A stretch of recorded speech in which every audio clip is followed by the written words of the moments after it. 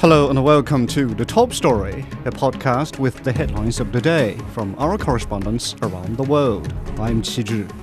Coming up in this edition, French Prime Minister Gabriel Attal will temporarily stay in power as coalition talks to form a government may drag on for months. He tendered his resignation on Monday. Argentine President Javier Milei's flagship economic reforms have kicked in. And rescue workers have sealed a 226-meter breach in a dike at China's second-largest freshwater lake. We begin in Europe. French Prime Minister Gabriel Attal will temporarily stay in power as the country determines how to move forward after the leftists won the most seats in a snap election. Attal tendered his resignation to President Emmanuel Macron on Monday. With potentially months of coalition talks to form a government and the Paris 2024 Olympics weeks away, Attal will remain for now. Stuart Smith has more from Paris. President Emmanuel Macron said he called a snap election to bring clarity to French politics.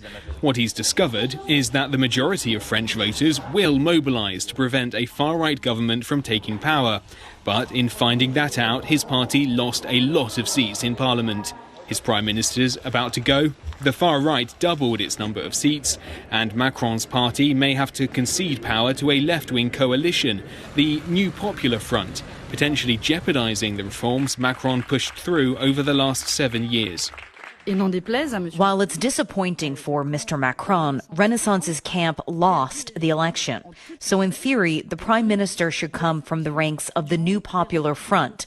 Leave us a couple of hours to propose a name. But it won't be that simple. The left-wing bloc secured the most votes, but it's not enough for a majority. It'll have to work with other parties to form a government, and it's a fragile coalition, even amongst itself. Monday saw a stream of political figures from each bloc saying how they would refuse to work with figures in the other. The far-right National Rally Party, that the centrist and left bloc successfully prevented getting into power, says it's a disappointing result, but that victory has only been delayed. Electoral agreements and deals made between Mr. Mélenchon and Mr. Macron prevented us from obtaining a majority. We were disqualified in a certain number of constituencies, and so I can understand today the frustration of millions of French people. Once again, Emmanuel Macron made the choice to throw France into the arms of the far left. The party of Marine Le Pen is hoping its time will come during the presidential elections in 2027. In the meantime, politicians predict forming a government will take weeks or even months to sort out, meaning it won't just be the athletes competing to be top dog this July in France. That was Stuart Smith from Paris. Turning to the Americas.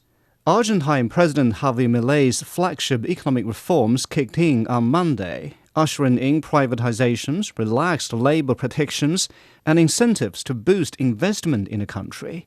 The reforms also provide economic opportunities for Chinese businesses. Jill Richards has more. Argentina's long-anticipated reform package has become law this week. It enables President Javier Milei to push forward with his ambitious plans for investment and tax incentives for businesses. Overseeing many of these reforms will be the economist Federico Sturzenegger, sworn in as head of the newly created Ministry of Deregulation and Transformation of the State last Friday. A central part of the government's bid to attract fresh investment is the new programme called RIGI, designed to bring in investments of over $200 million. It is a register of investors that promotes investment in infrastructure, technology, energy and tourism. In certain sectors with investments over $200 million, there will be many benefits. Many Chinese companies will be looking at potential investment projects in Argentina, but the pattern of trade between the two countries has shifted this year. Historically, Argentina has posted a trade deficit with China, but in May, Argentina posted the first monthly trade surplus. Exports have increased 37% compared to the same month last year, but imports have dropped around 39%. There was a considerable fall in imports. The backbone of Argentina's exports to China are agricultural products. There is significant growth in lithium production. But economic activity has fallen in the first year of the Javier Milei administration. According to some economists, this explains the country's trade surplus with China. This has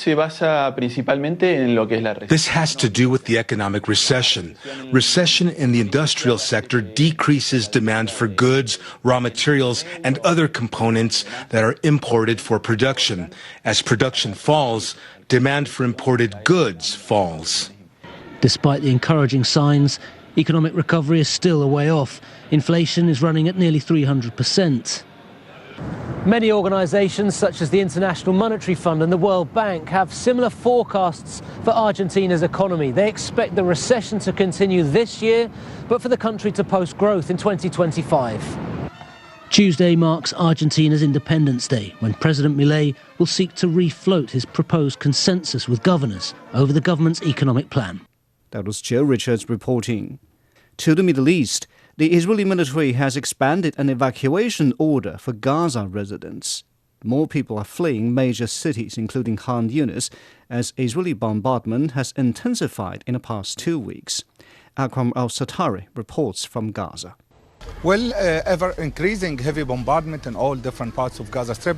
People who are living in central Gaza City have been already asked to move out of that area and to move to Deir al-Barah area, and some of them were asked to move to West Gaza, to the identified shelters as described by the Israeli occupation forces. The bombardment has been targeting different places in a Shaja'iyah that has been already seeing a large-scale escalation for the 12th or 13th day now. The 4 main other neighborhoods in Gaza City were asked to move, which means the number of people who are asked to move from their houses to the shelters that were prescribed by the Israeli occupation is more than 100,000 people. 100,000 people, and that resembles the very first days of the war that started following October 7th. And the people who have been experiencing that are already saying that they have been seeing a replication, an even bigger replication of the war that has taken place on October 7th.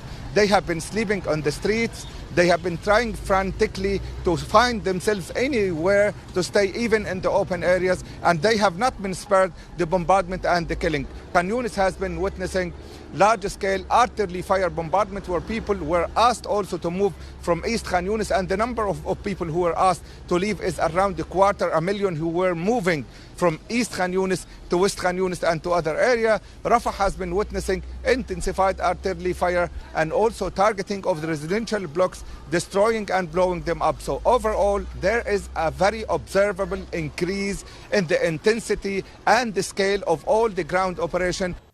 That was Akram al-Satari reporting in Gaza. Finally, in Asia, rescue workers have sealed a 226-meter breach in a dike at China's second-largest freshwater lake. The breach last Friday at Dongting Lake in Hunan province was caused by torrential rain and flooding. The province in central China has experienced 17 consecutive days of heavy rain, the longest period since 1961.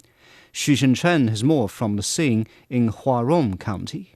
That direction, that is a fresh point approach.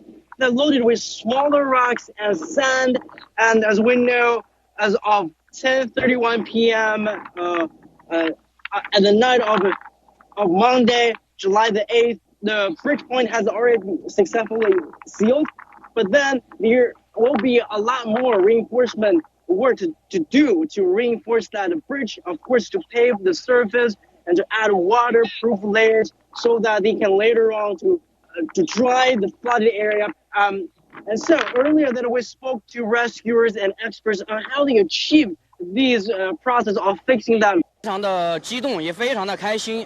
We are very excited and happy witnessing the breach being sealed, and we are very proud. With the weather being extremely hot and work spots scattered around, it needed a lot of coordination. We conquered all kinds of difficulties, and we were united to accomplish the mission. Artificial intelligence helped us to quickly get data of the velocity of the flow when the dike breach occurred.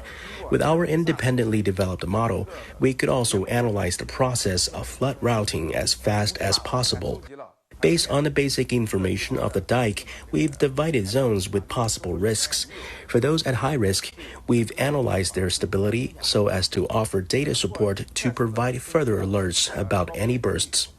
So definitely drones, helicopters, and other advanced technology have been used to canvass the region to provide that data necessary to fix that bridge and, of course, to rescue people. No casualties found. And the thing is, the team on the ground, 3,000 or so rescue teams can be able to actually fix that bridge in about under fewer than 80 hours. And the one main reason is that when they're fixing that bridge, filling the rocks and sand, they were using trucks on the dike to really kind of moving from both ends of the bridge. And then they also use ships that they can actually operate on the water, and that drastically improved the efficiency.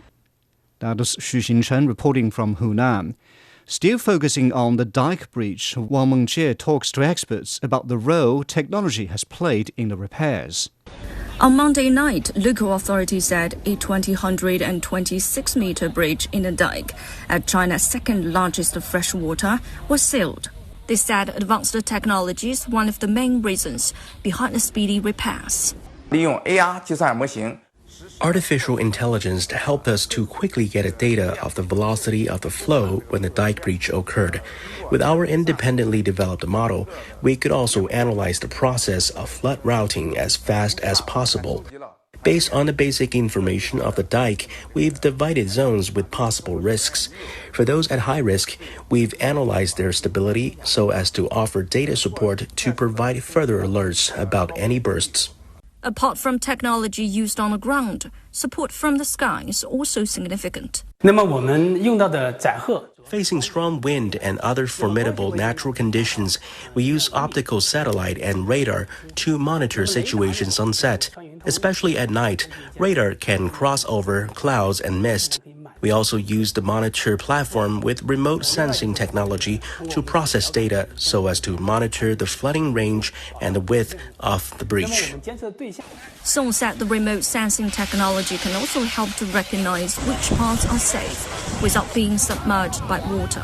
According to local authorities, more than 7,000 people have been transferred and properly settled, and there's been no immediate reports of trapped individuals or casualties. That was Wang Mengjie reporting on the technology used in repairing dike breach in central China. In South Korea, Samsung electronics workers are on a 3-day strike. Employees are warning of more demonstrations if their demands for better pay and conditions are not met. Jack Barton's more. The National Samsung Electronics Union covers about 30,000 workers in South Korea, which is nearly a quarter of the conglomerate's domestic workforce. About 6,500 of the union members kicked off the latest industrial action by protesting in front of a Samsung headquarters south of the capital, Seoul. They're demanding better pay and an additional day of annual leave. The latest industrial action marks the biggest strike ever for Samsung, which experienced its first ever walkout last month. Analysts say automation and low levels of worker participation means the strike will have little impact on production at the world's largest chipmaker. But the union disputed that, saying an unexpectedly high number of assembly line workers have joined the latest action. What we think is the most important thing for this strike is to disrupt production. So we have been mainly encouraging those working on the production line to join this strike as they can bring direct impact to the production disruption. Samsung has so far made no comment on the latest strike. The union is warning it will stage another 5-day industrial action starting on July 15 if there is no breakthrough with Samsung management in the next few days. That was Jack Barton reporting from Seoul.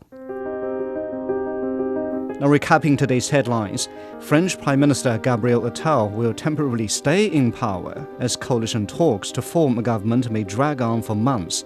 He tendered his resignation on Monday. Argentine President Javier Milei's flagship economic reforms kicked in on Monday, ushering in privatizations and incentives to boost investment in the country. And rescue workers have sealed a 226-meter breach in a dike at China's second largest freshwater lake. And that's it for this edition of The Top Story, a podcast that brings you world headlines every weekday. For more news in politics, business, sports and culture, you can subscribe to the Beijing Hour, a one-hour podcast news magazine program. We welcome and appreciate all ratings and reviews. I'm Qi Zhi. Thank you for listening.